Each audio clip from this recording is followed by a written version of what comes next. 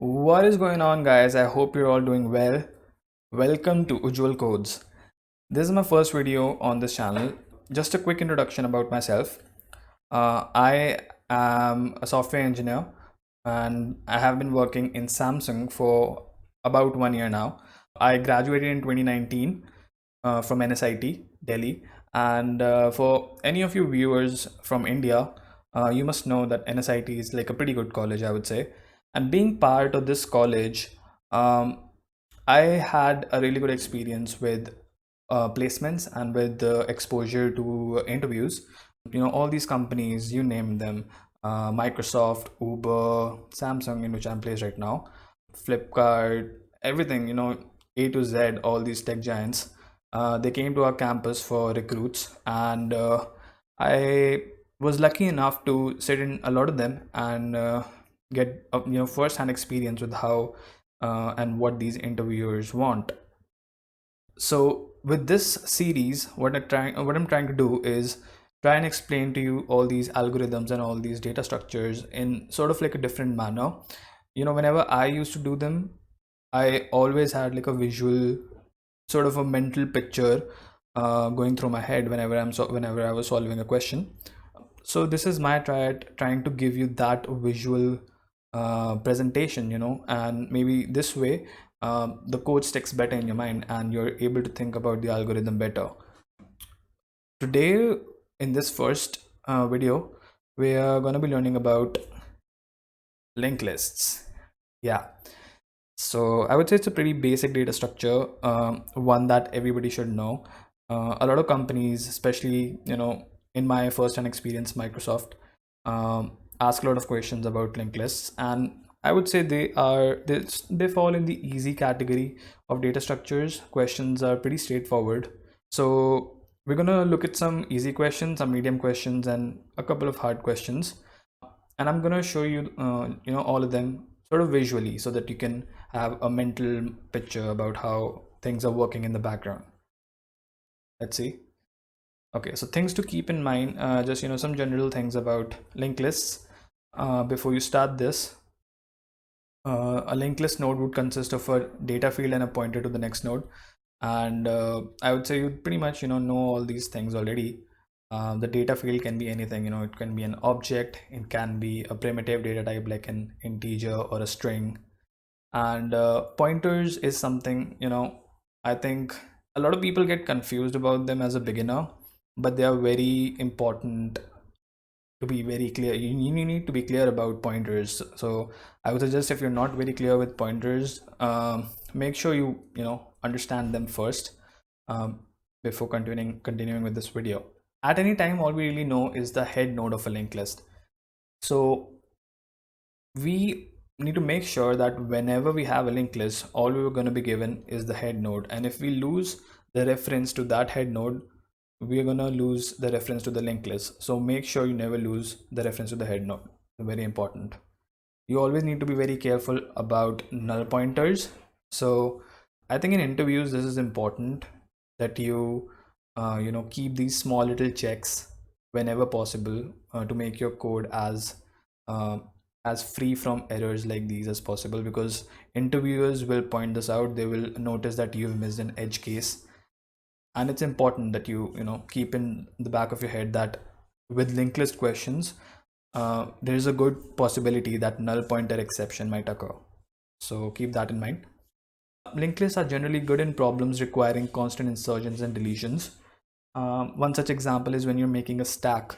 A linked list can be used there, and I haven't included that in this video, but maybe I can do that in the another video. So leave a comment down there if you want me to do that. Linked lists are bad at random access based problems. So what that means is any problem such as something that requires, say, binary search. In linked list, to travel from one end to the other end, the time required is big O of n. And again, if you are not very comfortable with space complexity, asymptotic space complexity concepts, be sure to learn them first, because they are very important as well. You need to be clear about them. So big O of n, I'm pretty sure you guys already know about that. So yeah, So random access based problems will always be a problem for linked lists. All right, then let's move on to our first question, which is finding the middle. Now, this is a pretty basic question, but there are some concepts in this question which I want you to know. For example, this list that you see right now on the screen is, it's got 3 nodes, so odd number of nodes, so it's only got one middle. But if we consider a linked list with 4 nodes, even number of nodes, then we've got 2 middles, right? So in most of the questions, it is favorable to find out this middle compared to this middle, and there is a small little change in the code that you need to do in basically finding the middle, such that you find this middle and not this middle. We're gonna see that later. I'm gonna make that clear. Anyways, my point is, there's like a little difference between nodes with odd number of linked lists with odd number of nodes and linked lists with even number of nodes. So how we do that is, we are going to be given a head node, and let me just, and there we go. Okay, so we're going to be given the head node. Now we do not have to lose the reference to the head node, remember. So we take 2 pointers, we call them slow and fast, and we make them point to head. So what we're going to do, we have to find this node, right? We have to find this middle node. So we'll move fast by 2 and slow by 1. That's what we're going to do. We're going to keep doing that until this condition holds true. Okay, so again, next iteration, fast will move to this node and slow will come here, and now we see that fast's next is null. So as soon as we see that fast.next is null, we're going to stop our code, we're going to break out of this, and we're going to return slow as our middle node. And as you can see, this is the middle node, right? So again, note, this is a 1 2 3 4 5 odd number of nodes linked list, so there is only going to be one middle. So it doesn't matter where we start slow and fast from. Here we started slow and fast from head, right? Again, we moved fast by 2 and slow by 1, fast by 2 and slow by 1, and as soon as we saw that fast is not fast.next is null, we stopped and returned our slow. Let's just look at a even number of nodes linked list. So suppose we start like the previous time, slow and fast both at the head node. Again, we move fast by 2 and slow by 1, fast by 2 and slow by 1, and we see that fast is now null, so we return slow. But as you can see, there are 2 middles here, and slow is pointing to the next middle. Now, as I said earlier, it's always favorable to find this as the middle node. That'll be clear to you once we do more questions further in the series, but this is the more favorable of the middle, which you should be finding, right? So what is the fix for that? It's very easy. You don't start fast from head, you start fast from head.next. So as soon as you do that, this code will still hold true, even if it's a even number of nodes, even if there are odd number of nodes, this code will still hold true. But make sure when you set fast to head.next, make sure that head is not null. Every time you do head fast is equal to head.next, so you're accessing the next of head. So if head is null, then that will give you a null pointer exception. So that is something you have to really keep in mind. Every time you're accessing dot next, the node should exist. So in this case, we're doing head dot next, so head should not be null. So we check first if head is null, then we return from that node, because we know there's not going to be any middle because head itself is null. Now if head is not null, we can easily do head dot next. Fast is equals to head dot next. Slow we still put at head only, and then we do the same thing, move fast by 2 and slow by 1. And as soon as we see that fast.next is now null, fast.next is null, so we return slow, right? Now we get this middle. As I said, this middle was more favorable, so we get this middle this time. So that is how it's done. So I would always start with checking if head is not null. If head is not null, I'm gonna place my fast as head.next and then slow at head, and then move fast by 2 and slow by 1 until this condition is true, and at that point I'm going to break. So that is how it's done. Next question would be reversing a linked list. Now this is another easy question, pretty basic, but something which you should know, because that's the thing, right? Every question is going to be combination of different questions, something you've learned before. So finding the middle and reversing a linked list are like two of those basic things which you should always know, which will later help you in solving other problems, right? So let's see what this is. Right, so all we're going to be given is head, right? So this is the linked list 0 1 2 3 4, and all we're given is head right now. So what we're going to do is we're going to make 3 pointers. One will be called pointer, one will be called next, and one will be called previous. Initially previous and next, let's make them point to null. So I've just taken them here, they both are pointing to null, and pointer will initialize to head, right?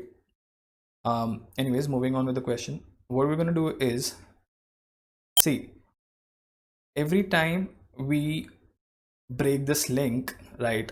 So what do we have to do? See, as I said, we had linked list like this, we have to reverse all these links, right? This is what we have to do. So in order to reverse the links, we'll have to break these links.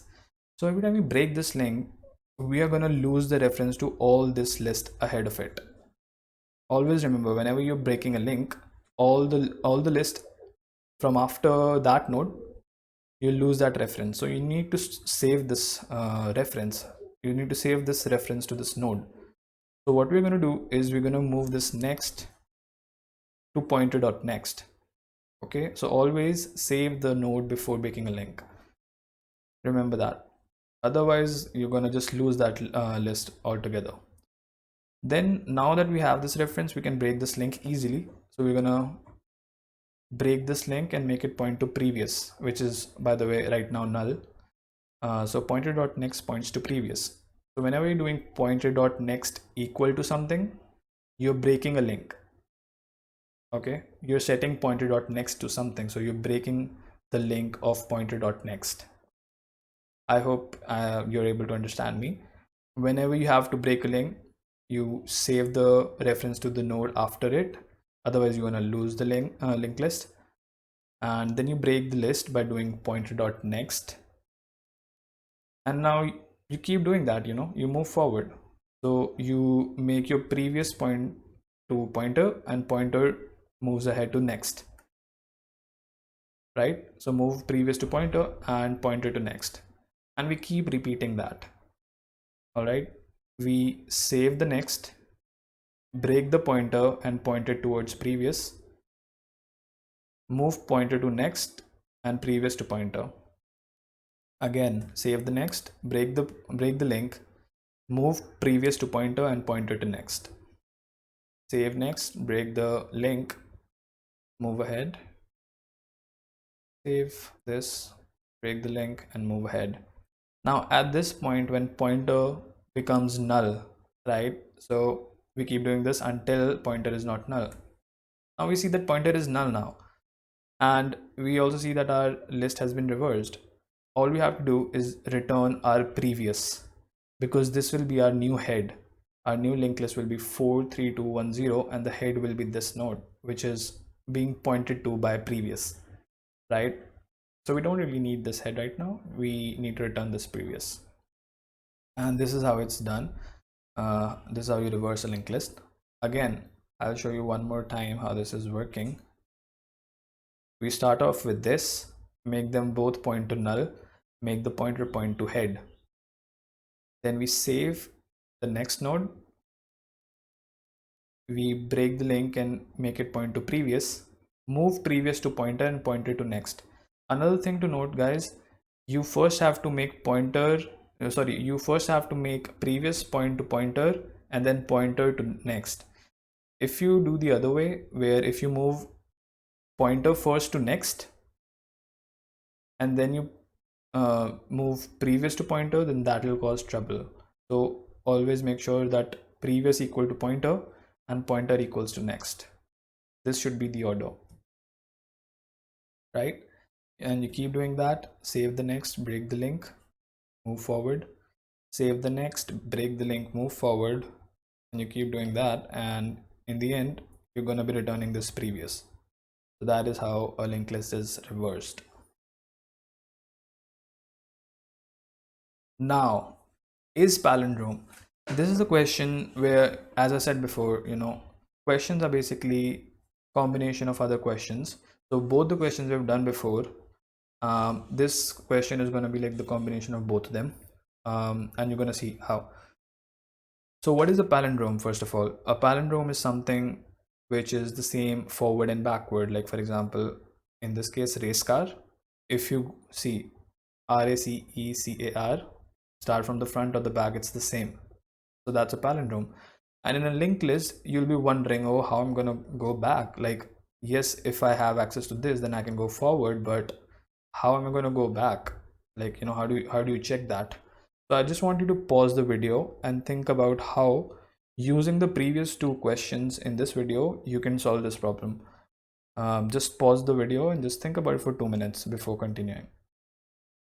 Anyways, let's just see how it's done.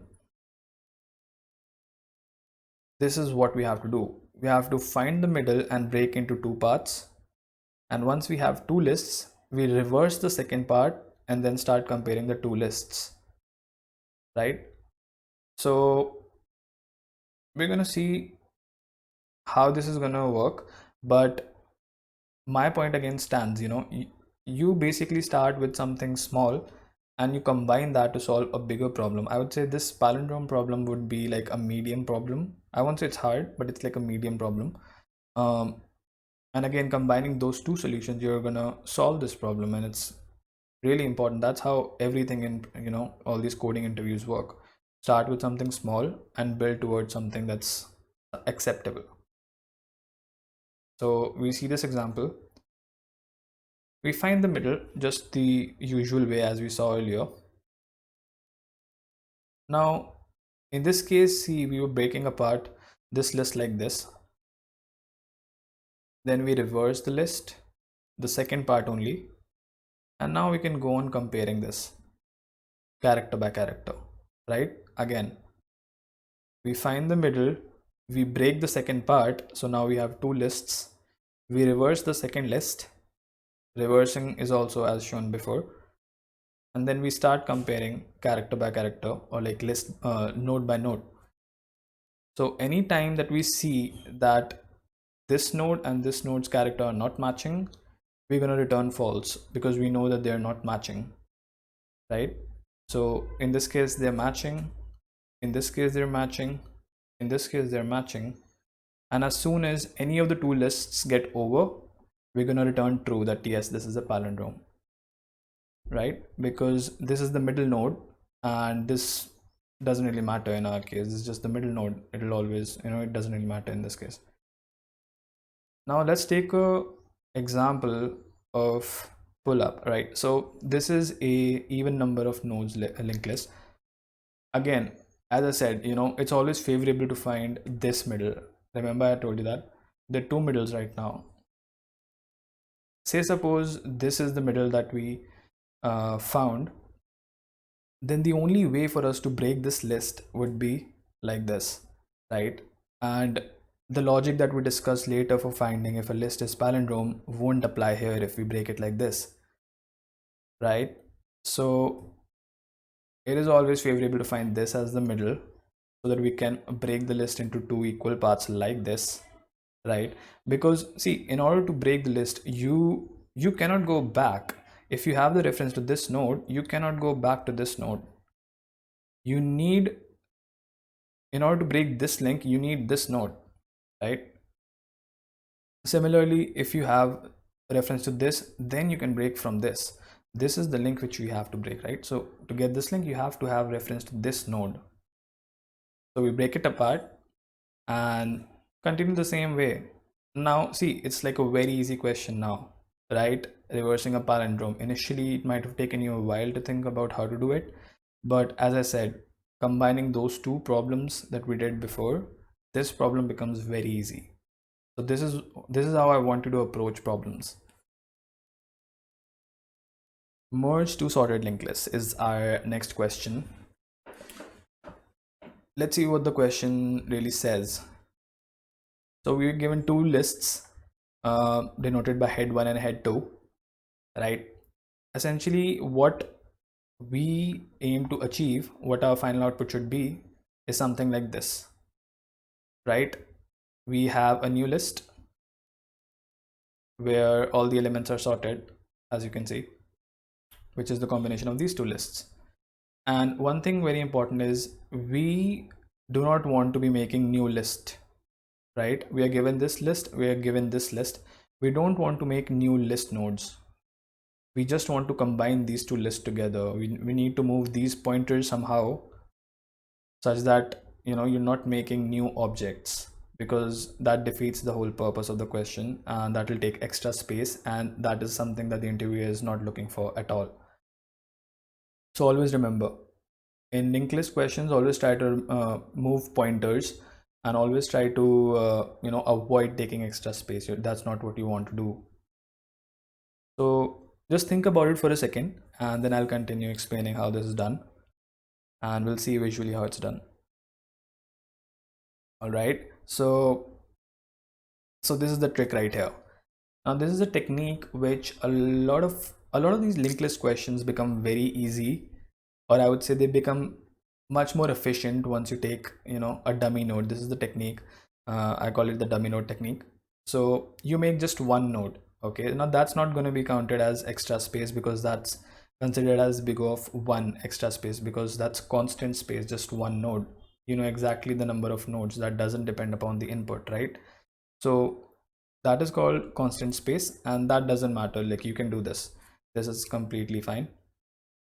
So you make one node, you call it the dummy node. You can give it whatever value. I've given it -1. You can give it whatever value, doesn't matter. Now you start combining. Now what you have to do is, we take 3 more pointers. One is going to be called pointer, one is going to be called A, and one is going to be called B. This A will point to this list's head, and this B will point to this list's head. Now our aim is, we're going to keep comparing the values on these A node and value on this B node, right? So whichever one is smaller, that node will get the preference, right? So let's see how it's done. In this case, A and B both are same. So let's just say we're giving preference to this list whenever the values are same. So in this case, 1 and 1 same, so we can give preference to A. So what we're going to do is keep comparing the values at A and value of B. Then we're going to set pointer.next to the smaller of the two. So again, whenever we are moving pointer.next, what that means is a link. Whenever we are setting pointer.next to something, we are setting a link to something. So we're going to set pointer.next to the smaller of the two nodes, and then we're going to move pointer to A and A to A.next, right? So in this case, this was the smaller one, so we had pointer here.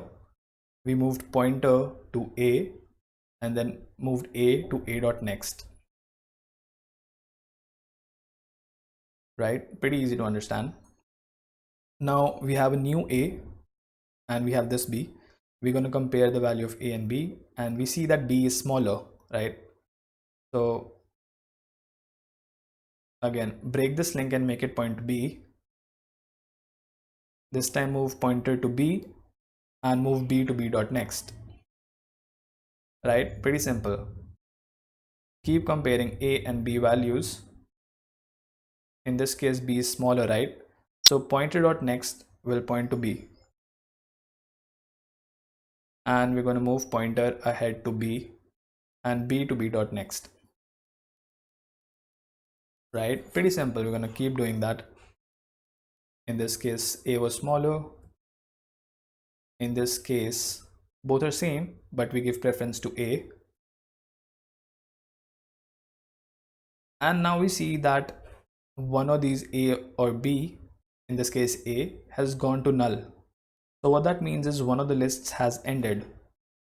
So it's pretty simple. If one of the list has ended and we know that the other list was completely sorted, then we just need to make a pointer.next point to B,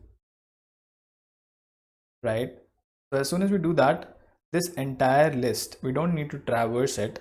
This entire list is sorted already, right? And because there's no elements that are going to come from this list, so this entire list becomes our answer automatically. We don't have to traverse anymore, right? So if any of these two lists becomes null, we're going to make the pointer dot next point to the other list, right?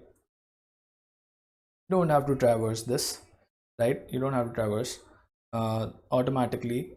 Once you do this pointer dot next to B, this whole list becomes your answer, right? You don't have to traverse. No need for that. So that is how you merge two sorted linked lists into one. Now if you see, we have this dummy node, we created this dummy node, right? But this was not part of any of those on any of these lists, so we have to remove this before returning, right? So how are we going to do that? Just return dummy.next. So when you return dummy.next, that is going to point to this node in this case. So this just vanishes when you do dummy.next, when you're returning dummy.next. And as you can see, we have this new linked list where you haven't created new nodes. You've just shifted the pointers around somehow and you've got this list now. Pretty neat, yeah? Again, if you want to see the entire animation, this is where we started off with. We made the pointer point to this. Keep comparing A and B. Keep moving pointer.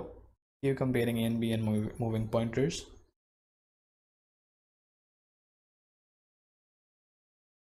And just like that, no need to traverse this. Just return dummy.next and you will have this merged linked list. Next question is finding the intersection. This is also an interesting question. I just wanted to include this because this has got a good concept. Can be used in some problems, some other problems where you have to find cycles or similar problems. Finding the intersection. So as the question says, there are two linked lists given to you. One of the linked list is this one, denoted by head 1, and the other linked list is this one, denoted by head 2, right? And this is the intersection point. This is the intersection point which you have to find. So just pause the video for 2 minutes and just think about it, how you're going to do it. And always remember, like, your aim is to reduce the space complexity and time complexity as much as possible. Anyways, coming back to the question, yeah, this is the intersection point which you have to find. So how are we going to do this? Again, don't lose reference to your lists, guys. Create new pointers. Create new pointers to point to head 1 and head 2. Now we're going to move both pointer 1 and pointer 2 together, right? So in this question, we have to just move them together one by one, just one step, both of them. Just move them one step, both of them. And as soon as any of the pointer becomes null, right? So in this case, pointer 2 became null. Now pointer 2 was initialized to head 2, right? And pointer 1 is initialized to head 1. When pointer 2 becomes null, we have to make it point to the head of other list. So again, pointer 2 initialized as head 2. So we have to make, as soon as it is null, we have to make it point to the head of the other list. Now you might be wondering what that does. You're going to see that very soon. Again, we move both of them by 1. Now see, pointer 1 is now null, and again pointer 1 was initialized to head 1. So we're going to move pointer 1 to head 2, right? The other list. As soon as it becomes null, make it point to the other list. Now, as you can notice, both of these links, both of these pointers are at the same distance away from this intersection node, right? So that is an observation which you have to make. So now if you keep moving these one by one again, I mean consecutively, just one point again, there's going to be a point where pointer 1 becomes equal to pointer 2. Now when that happens, you know that you found the intersection. Pretty simple, right? Like pretty intuitive once you see it. Again, I'll show you from the beginning. This is what you had in the beginning. Keep moving them by one node, both of them simultaneously. As soon as one reaches the end, make it point to the head of the other. Move them one step and make it point to the head of the other as soon as it is null. Move them together till the point they point to a single node, and simply return pointer 1 in that case. So that is your intersection node between two separate linked lists. Well, that is it, guys. That is it for this video. I hope you liked that. I hope you enjoyed. Thanks for watching. Please make sure to drop a like and subscribe, and leave your comments down in the comment section down below, and just let me know what you enjoyed and what you'd like to see more, because honestly I really enjoyed making this video, and if you want more of these, I'll be more than happy to make them for you. Until next time, bye bye.